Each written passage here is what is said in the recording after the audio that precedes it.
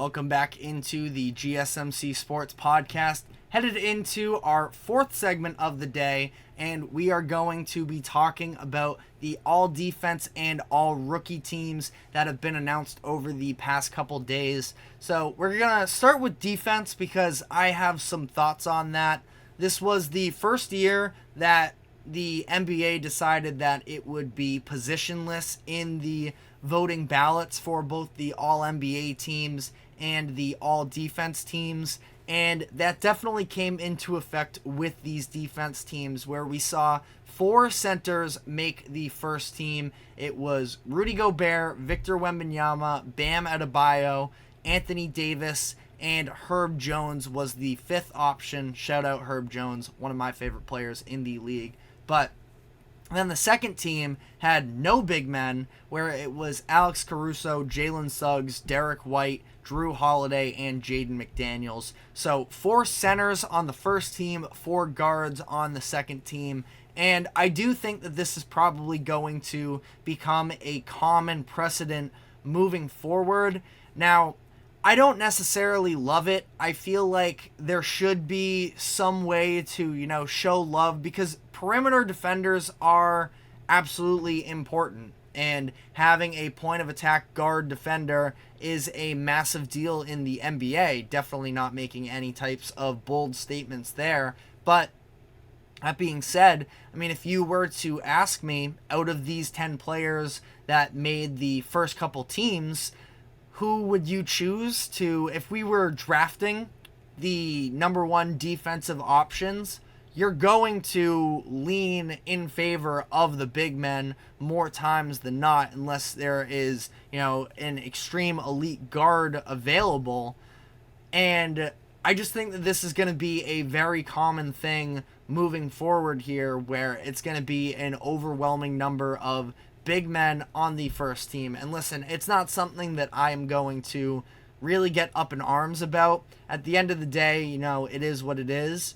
But I just thought it was something notable that this is going to be sort of the beginning of a new era in those eyes. As far as the selections for who made these teams, I don't really disagree with any of the placements here, where I want to say that these were probably the 10 players I put on my, quote-unquote ballot when I did my version of picking for the all-defensive teams. I think that Lou Dort is probably the number 1 player that could have also slid onto this list. He was the number 1 snub in terms of total points that were left off the ballots, followed up by Kawhi Leonard, Chet Holmgren. Jarrett Allen is somebody who also could have been in consideration for this selection as well. But again, ultimately, I thought that the top 10 that they came up with was a good list. But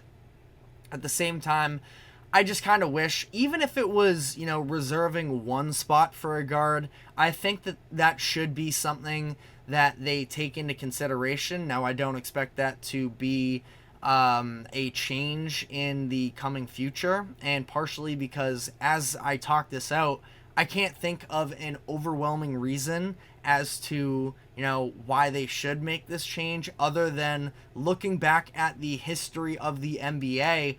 It's going to be, much more slanted against guards moving forward in terms of, for whatever it means. Hall of Fame voting is already kind of a joke because it is so easy for players to get into the Hall of Fame that I don't know if a first team selection versus a second team selection is really going to be what sort of ends up skewing a player from not making it. But I don't know. I feel like there's got to be some element of at least maintaining a little bit of the history, because I'm really curious to see when the next time we're going to have a guard win the first team honors. But let me know in the comments section if you think I'm sort of out of line on this. Again, I know that this feels like, at least for me, a little bit of an irrational, dislike on my part, but it's just something that I don't know. I have opinions on somewhat strongly. So again, let me know what your thoughts are on that. But moving on to the rookie teams, we saw the first team of Chet Holmgren, Jaime Jaquez Jr., Brandon Miller, Brandon Pajemski, and Victor Wembanyama on the first team. And on the second team, it was Keontae George, G.G. Jackson, Derek Lively, Amen Thompson, and Cason Wallace. Now, it's funny because when I did do my initial picks for this as well, I had G.G. Jackson on the list. This is the one award that games played does not take into consideration. So, I sort of went with that because I just loved watching G.G. Jackson this year. I had a weird bias for the Grizzlies where I had just about as much fun watching them on a nightly basis as just about every other team because of how hard they played. They always made things competitive when they shouldn't have. They were tremendous defensively. I'm a little bit of a sicko in that sense where I don't think that anybody was really having all that much fun watching the Grizzlies, but I was. I had a little bit of sort of second thoughts on G.G. Jackson following the fact that I do think that there are some, other options there that have more of a body of work, but I'm ultimately not mad about how this played out. I know there was a little bit of outrage because Scoot Henderson did not make any of these teams. Now, he wasn't a real consideration for me. I don't think in the long run with this conversation.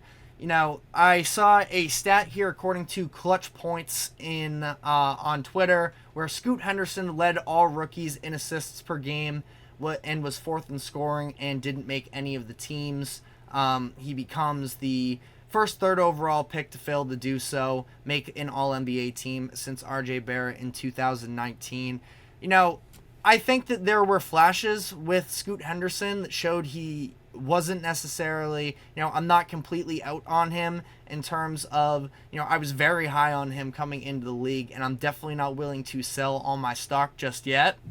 But there were other players who had more successful seasons than him, so he falls third in terms of the total points for players who did not make the all-rookie team. Trace Jackson Davis was second, and it was Ausar Thompson Trace Jackson Davis was first to not make it. Ausar Thompson was second. So I do think that Trace Jackson Davis, based off of his full body of work, could have definitely been a conversation here, and he ultimately falls just 1 point short of making this all-rookie team behind G.G. Jackson. So I do think that there can be a little bit of a debate for that final spot, but for the most part, I think that they got this right. Now, I also probably would have leaned in favor of Derek Lively being named to the first team over Jaime Jaquez Jr.,